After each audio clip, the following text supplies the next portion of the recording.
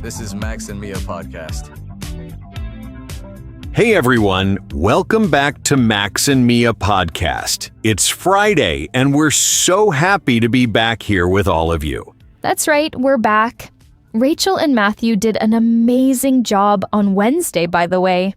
If you haven't seen that episode yet, we'll leave a tag right here in this video so you can go check it out. Definitely do that.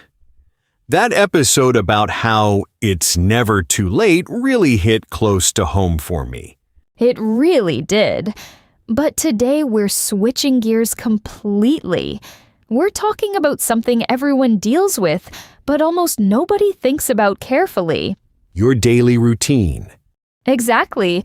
And before anyone rolls their eyes and thinks, oh, another episode about what someone eats for breakfast, let us stop you right there. Yeah, this isn't going to be a boring list of I wake up, I brush my teeth, I eat lunch, I go to sleep. We're going to dig into the psychology and the English vocabulary behind how your routine actually shapes your energy, your focus, and even your confidence in English. So whether your day feels chaotic right now, or you already have a routine but want to make it stronger, this episode has something for you. And of course, you'll walk away with a bunch of useful phrases and words you can start using today. So, Mia, let me ask you something before we get into the techniques. Do you consider yourself a routine person? Honestly, I used to hate the word routine. It sounded boring to me, like something that would trap me. Interesting, because I always assumed you were super structured. I am now, but it took me a while to get there. I used to think structure killed creativity and spontaneity. And what changed your mind?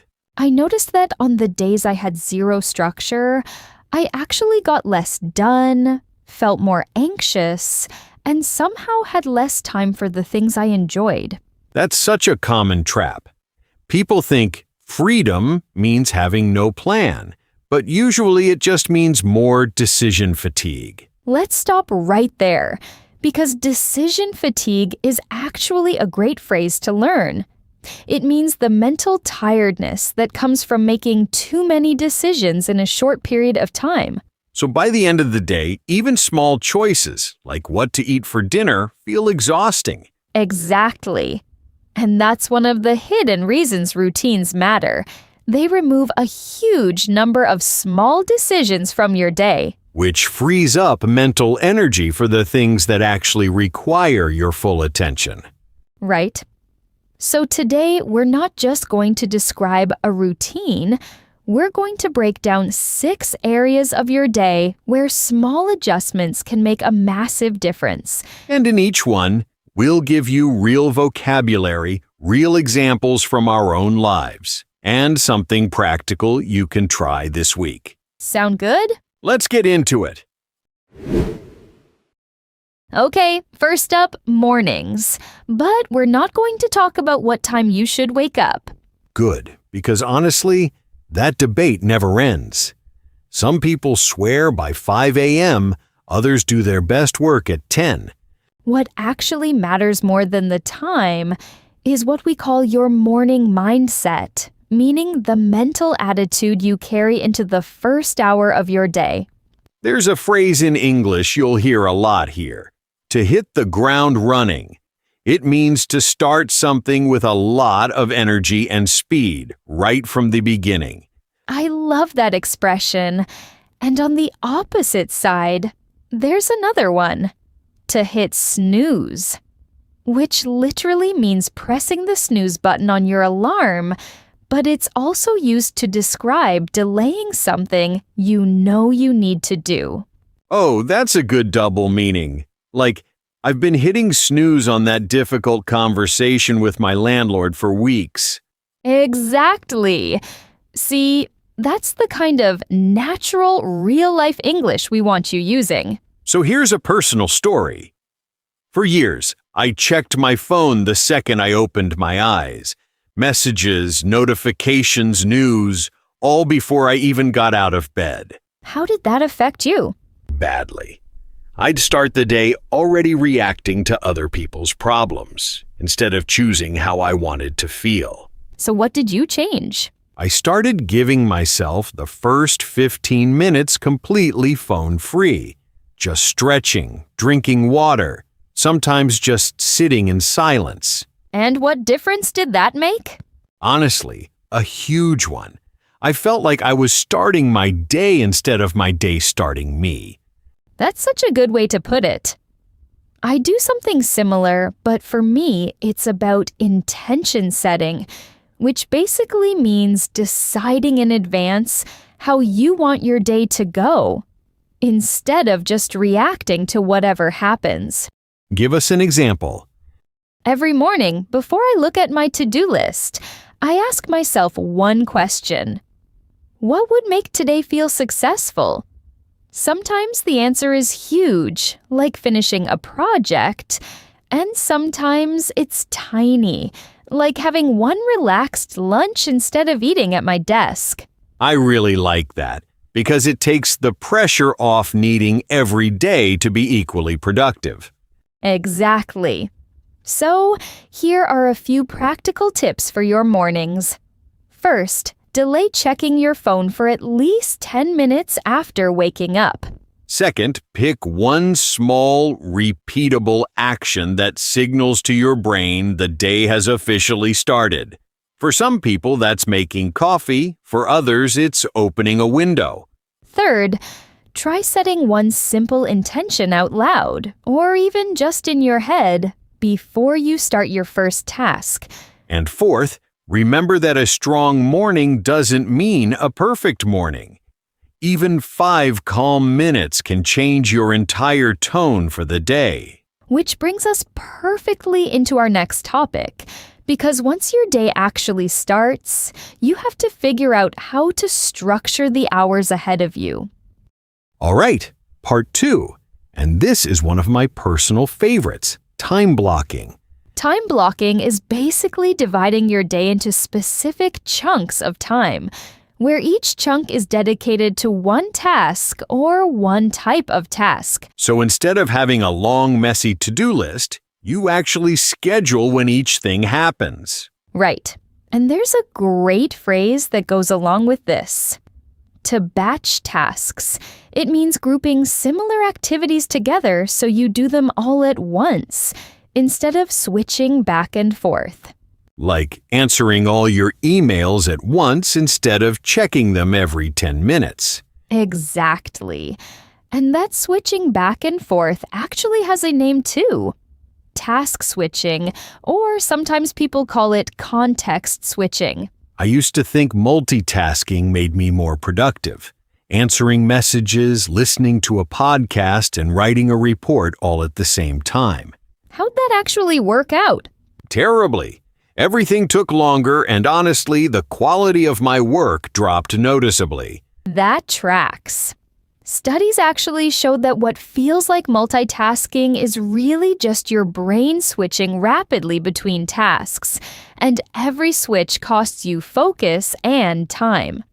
So now I try to give each task its own dedicated block, even if it's a short one. I do something similar, but I add in short breaks between blocks because working nonstop without pausing usually leads to burnout, which means complete physical and mental exhaustion from prolonged stress. That word gets used a lot, but it's such an important one to actually understand, not just recognize.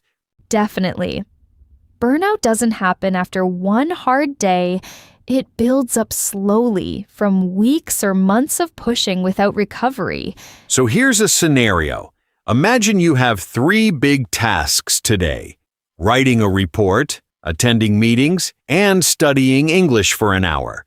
Instead of jumping randomly between them whenever you feel like it, you'd assign each one a specific block. Maybe report writing from 9 to 11, meetings from 11 to 1, and English practice from 6 to 7 in the evening. And within each block, you protect that time. No checking messages, no jumping to another task. That protection part is honestly the hardest part for most people, myself included. So let's give some practical tips. First, start small. Block just 2 or 3 hours of your day instead of trying to plan every single minute. Second, always include buffer time between blocks, meaning a little extra space in case something takes longer than expected. Third, batch similar tasks together whenever possible, especially small repetitive ones like messages or errands. And fourth, review your blocks at the end of the day. Notice what worked and adjust for tomorrow instead of assuming your plan has to be perfect the first time. And one more thing worth mentioning here. There's a difference between deep work and shallow work, and time blocking helps you protect both. Explain that distinction for the listeners. Deep work is a task that requires full concentration, like writing, coding, or studying something complex. Shallow work is the smaller stuff, like replying to messages or organizing files, things that don't require much brain power. And the mistake most people make is doing shallow work during the exact hours when their brain is sharpest. Exactly. So, if you know you focus best in the morning, that's when you should schedule your deep work, not your inbox. I made that mistake for years. I'd answer every message first thing in the morning, and by the time I sat down to actually write anything, my focus was already gone. So now? Now my mornings are reserved for deep work only, no exceptions. And I push all the shallow tasks to the early afternoon, when my energy naturally dips anyway. That's such a smart use of your own natural rhythm instead of fighting against it. Which actually connects beautifully to our next topic, because once you understand how to structure your time, the next step is making new habits stick without relying purely on willpower. Okay, this next concept genuinely changed how I approach building new habits. It's called habit stacking, and the idea is simple. You attach a new habit to an existing one you already do automatically. So instead of relying on motivation alone, which comes and goes, you use a habit you never skip as a trigger for a new one. Give us the classic formula. It usually goes like this. After I finish something I already do every day, I'll do my new habit. For example, after I pour my morning coffee, I'll study French for 10 minutes. That's such a simple structure, but it removes the need to remember or decide because the trigger is already built into your day. Exactly. I wanted to build a habit of studying French every day, but I kept forgetting or telling myself I'd do it later, which, of course, never actually happened. So what did you stack it onto? My evening walk. Every day I walk for at least 15 minutes, no matter what. So now, after I put on my shoes for that walk, I listen to a French podcast or practice speaking French out loud. And has that stuck?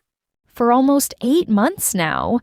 It doesn't even feel like a separate task anymore. It just feels like part of the walk itself. That's the beauty of it. The new habit basically becomes invisible or automatic because it's glued to something you already do without thinking. I also used it with reading. I used to say, I'll read more this year, but I never actually specified when. So what changed? I stacked it onto my lunch. After I finish eating lunch, I read for 10 minutes before going back to work. It sounds tiny, but over a year, that's dozens of hours of reading I wouldn't have had otherwise. And you know, that's the thing people underestimate. Small, consistent actions compound over time into something significant. The word compound is actually perfect here. In this context, it means small things adding up and multiplying in effect over time, kind of like interest in a bank account. Great connection.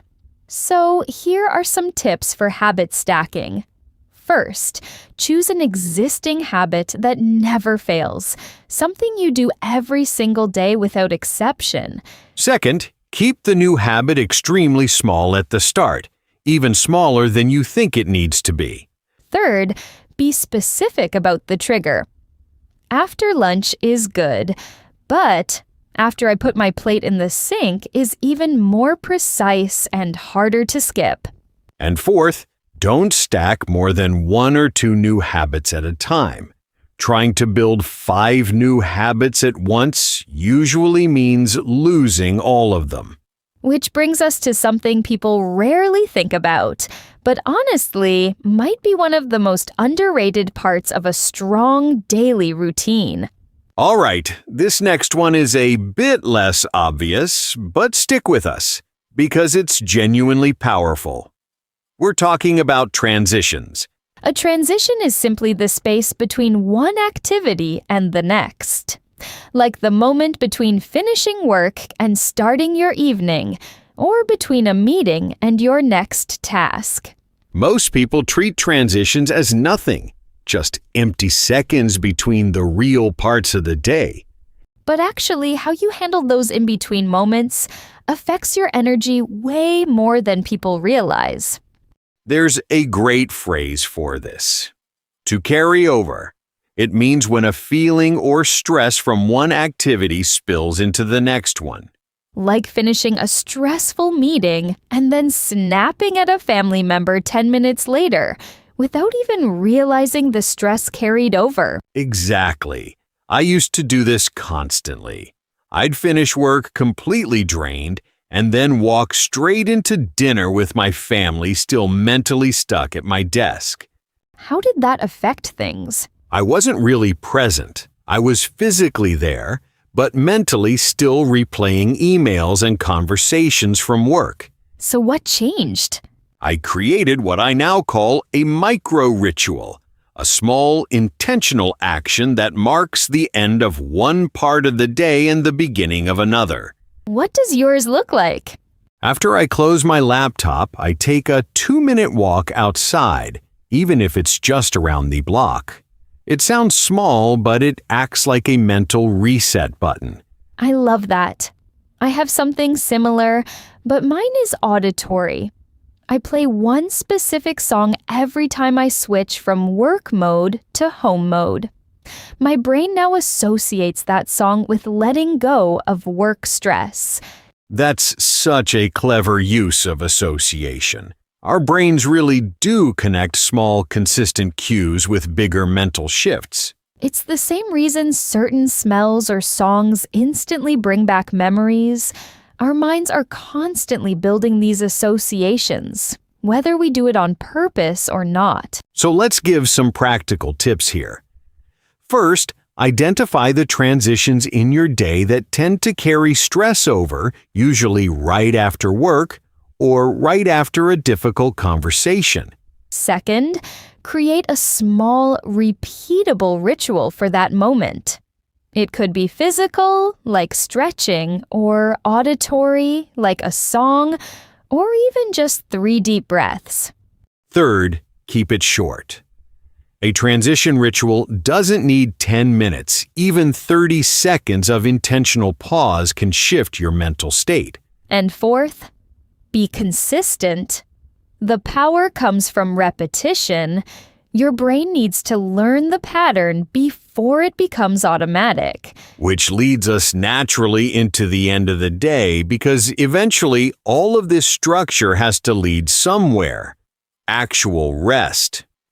Okay, let's talk about evenings, specifically what we call the wind-down period. To wind down means to gradually relax and slow your mind and body down, usually before sleep. And the opposite phrase is just as useful. Wound up. If someone is wound up, it means they're tense, stressed, or overstimulated. So the goal of a good evening routine is basically moving from wound up to wound down, gradually, not suddenly. A lot of people make the mistake of going straight from high stimulation, like scrolling on their phone or watching something intense, directly into trying to sleep. And then they wonder why their brain won't shut off the second their head hits the pillow. Exactly. I used to be a huge culprit of this. I'd be on my phone until literally the second before turning off the light, and then lie there for an hour, unable to fall asleep. What eventually helped? I built what I think of as a deceleration sequence, meaning a series of steps that gradually reduce stimulation instead of cutting it off all at once. Walk us through it. About an hour before bed, I dim the lights in my apartment. 30 minutes before, I put my phone in another room, not just on silent, in another room entirely. And then I read something light or journal for a few minutes. That's such a clear structure. I have something similar, but for me, the key piece is separating bed from screens completely. I don't watch anything or scroll in bed anymore. Period. Why was that important for you? Because your brain starts associating your bed with whatever you do there. If you're constantly scrolling or working in bed, your brain doesn't fully connect bed with sleep anymore. That makes total sense. It's the same idea as the transitions we just talked about, building associations on purpose instead of by accident. Exactly. Here are some practical tips for your evenings. First, pick a consistent time to start winding down, even if it's just 20 minutes before you actually go to sleep. Second, reduce bright light and screens gradually instead of suddenly, since bright light actually delays your body's natural sleep signals. Third, avoid starting anything stressful or stimulating right before bed, like difficult conversations or intense news. And fourth, protect your bed as a space just for rest. Not work, not scrolling, just sleep. Or maybe some light reading. Which brings us to our sixth and final part, something a little bigger picture, because a routine isn't just about single days. So this last part zooms out a little from single days and looks at the bigger rhythm of your week. We call this the weekly reset, a dedicated block of time, usually once a week, where you reflect on what happened and plan what's coming. There's a useful phrase here, to take stock. It means pausing to evaluate where things currently stand, like checking inventory before deciding what to do next. So once a week, you're basically taking stock of your habits, your energy, your English progress, everything. I do mine every Sunday evening. I ask myself a few simple questions. What worked well this week? What drained me? And what's one thing I want to focus on next week? That's such a manageable structure. It's not about judging yourself harshly, it's just honest reflection. Exactly. And that word, reflection, is important here too. It means thinking carefully about something that already happened in order to learn from it. I do something similar, but I focus specifically on my English practice during this reset. I check how many days I actually practiced and what felt hard. Do you ever feel discouraged looking back at a rough week? Sometimes, honestly. But I've learned to separate the reflection from self-criticism. The goal isn't to feel guilty, it's just to gather information. That distinction matters so much. A weekly reset should feel more like checking a map, not like a punishment. Exactly. You're just asking, am I still heading in the direction I want to go? So here are a few tips for building your own weekly reset. First, pick one consistent day and time, so it actually becomes part of your rhythm instead of something you forget. Second, keep your questions simple. 2 or 3 honest questions are more useful than a giant, complicated evaluation. Third, write your answers down somewhere, even briefly, because patterns become much more obvious when you can look back over several weeks. And fourth, always end your reset by choosing just one focus for the coming week. Not 5 goals, just one. That single focus makes the difference between an overwhelming list and something you'll actually follow through on. So that's 6 areas: morning mindset, time blocking, habit stacking, transitions, evening wind down, and the weekly reset. And notice, we didn't just tell you what a routine looks like. We tried to explain why each piece actually matters. Exactly. A routine isn't about controlling every minute of your day. It's about creating enough structure that your energy goes toward what actually matters to you. Out of everything we talked about today, which one do you think you personally rely on the most, Max? Probably habit stacking, honestly. It's how I finally made English practice a consistent part of my day instead of something I kept postponing. That's a great one. For me, it's the transitions. Once I started protecting those in-between moments, everything else felt calmer almost automatically. It's funny how something so small can end up affecting your whole day like that. It really is. So here's our challenge for you this week. Don't try to fix your entire routine overnight. Just pick one part from today's episode, one small change, and try it for the next 7 days. Maybe it's a 2-minute morning ritual, or stacking one new habit onto something you already do daily. Whatever you choose, remember, small, consistent actions genuinely compound over time, just like we talked about earlier. And remember too, this applies just as much to your English learning as it does to the rest of your life. Consistency always beats intensity. If today's episode gave you something useful, give it a like, and subscribe if you haven't yet. It genuinely helps us keep making content like this. And if you're serious about building real consistency, both in English and in life, remember our channel membership is there for exactly that. Extra resources, exclusive content, and a community working toward the same goals. Drop a comment and let us know which part of your routine you're planning to work on first. We'd love to read your answers. Thanks so much for spending this time with us today. We really appreciate you being here. Have a great day, and thanks for being part of this community. Take care, and we'll catch you next time. Bye, everyone.